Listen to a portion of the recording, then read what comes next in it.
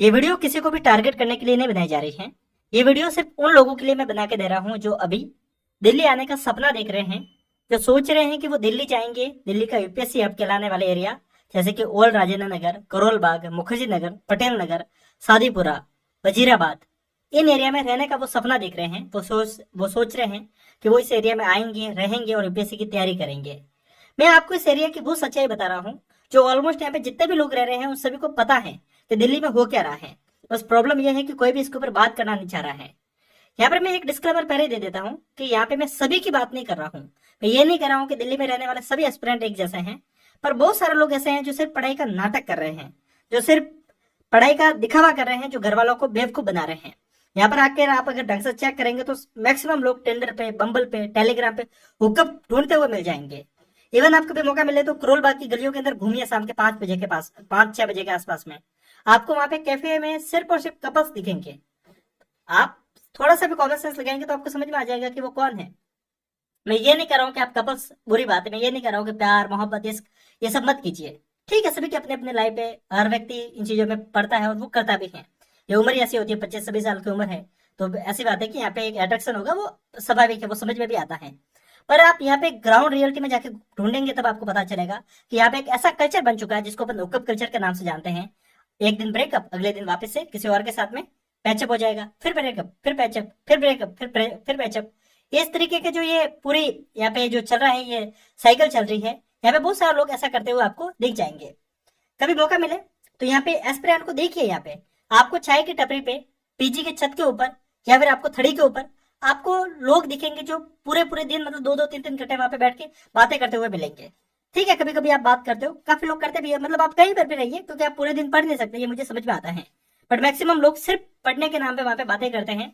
और उसके साथ में आप कभी वहां पे बैठ के देखिए, बहुत सारे लोग वहां पे आपको सिगरेट पीते हुए दिख जाएंगे। सिगरेट पियेंगे, धुएं उड़ाएंगे और पूछेंगे तो जस्टिफिकेशन भी उनके पास में बहुत अच्छा है। यूपीएससी की तैयारी कर रहे हैं तो स्ट्रेस भी तो होता है, स्ट्रेस रिलीज करना भी बहुत ज्यादा जरूरी है। अब मुझे ये समझ में नहीं आ रहा है कि ये कौन सा कल्चर है।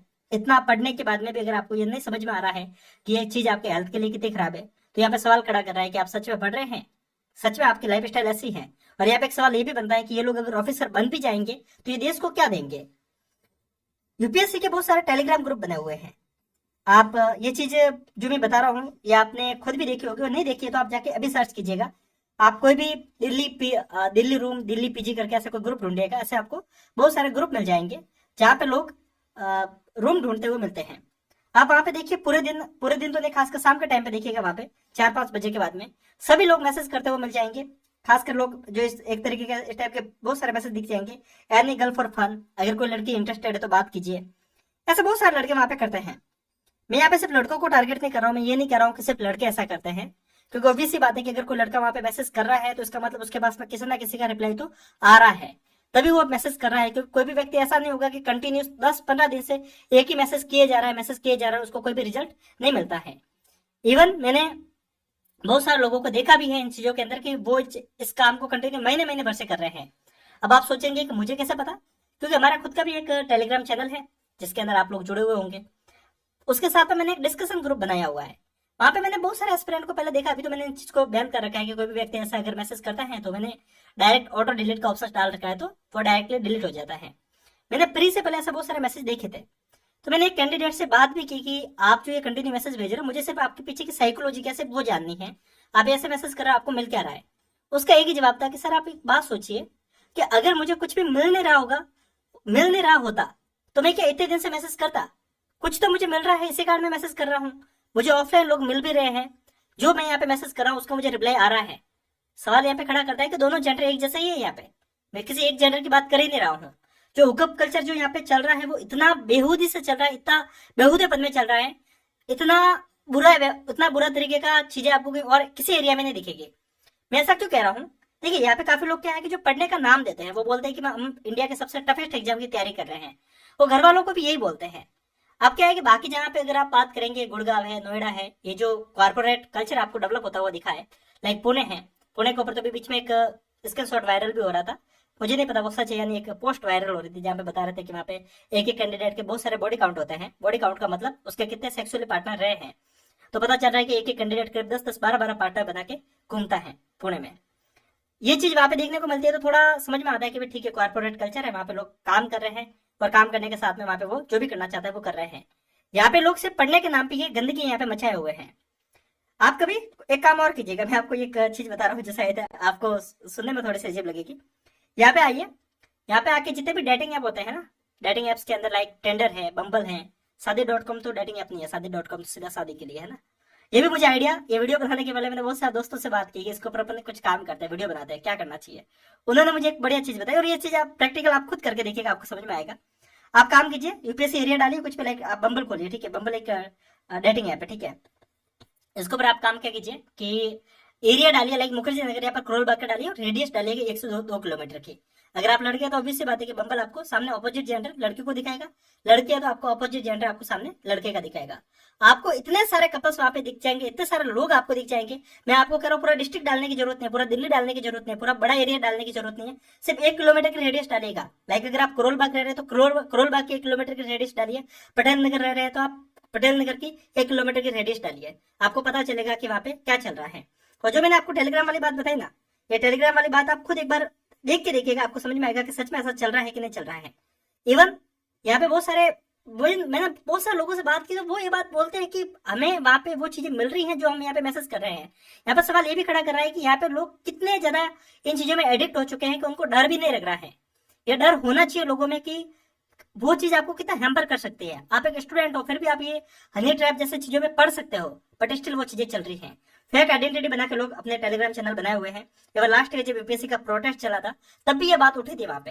जब लास्ट ईयर कुछ लोग पानी में वहां पे दुर्घटना में मारे गए थे, उसमें प्रोटेस्ट हुआ था दिल्ली में, उस समय भी ये सारी बात वहां पे उठी थी, लेकिन किसी ने भी इसके ऊपर जोर नहीं दिया।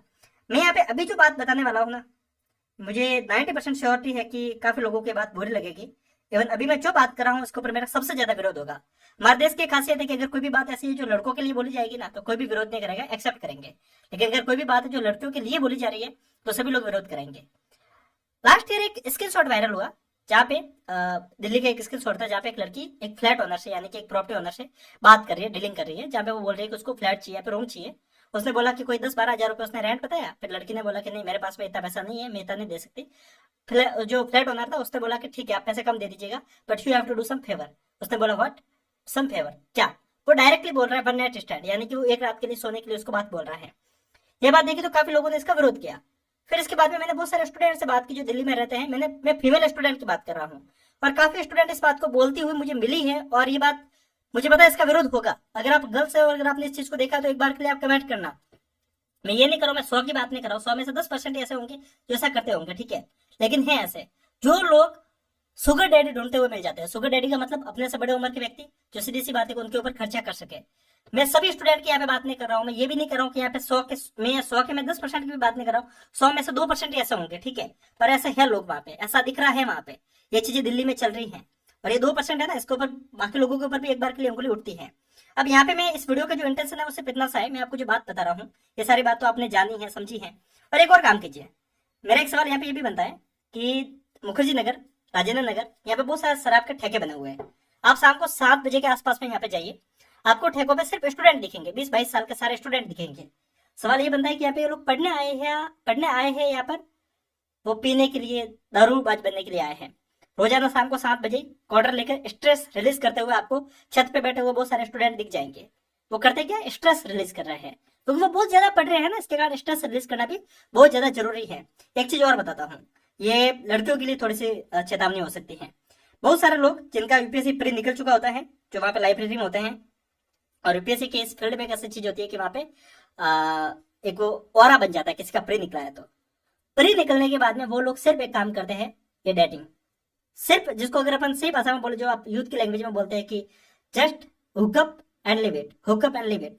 ये चीजें वहां पे बहुत ज्यादा चल रही है। मैं उनकी बात नहीं कर रहा हूँ जो मैथ्स वगैरह लिख रहे हैं, जिनका प्रे निकल चुका है उसके बाद में बहुत सारे लोग ऐसे होंगे, मतलब 100 में से 10 ही होंगे, पर है ऐसे लोग, ठीक है, सच्चाई है।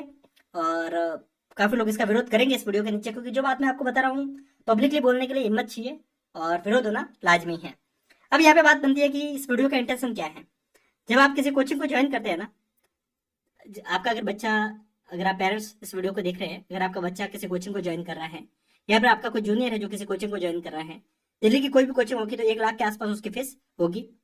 या फिर आप अगर मंथली वहां पे रह भी रहे हैं तो आपका कम से कम 10 से 20 हजार का खर्चा हर महीने का आता है।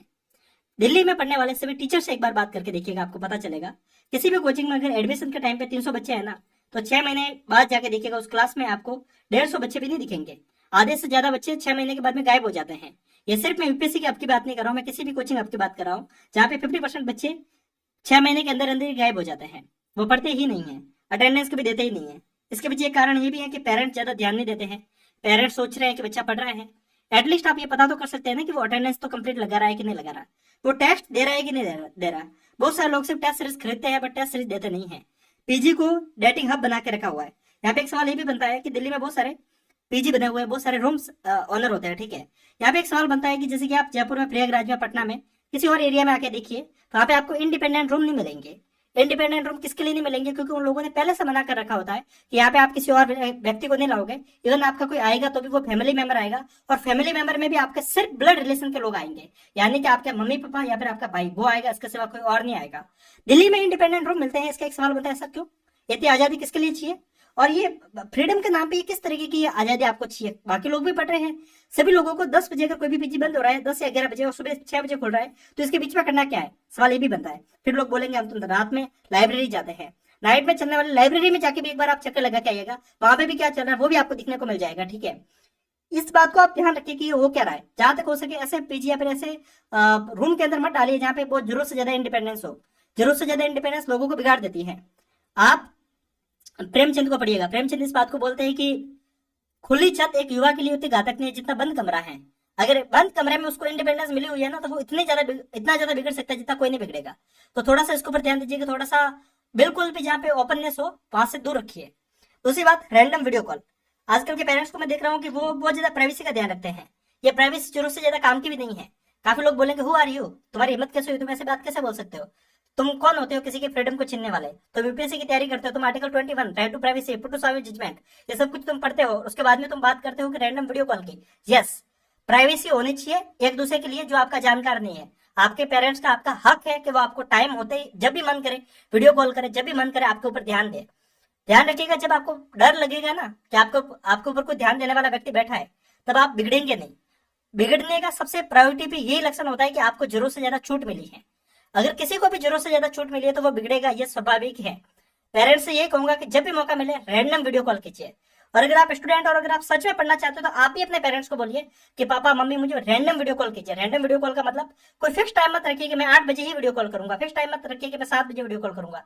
इवन मेरी क्लास का टाइम है दिन में, तब भी मुझे वीडियो कॉल कर लीजिए।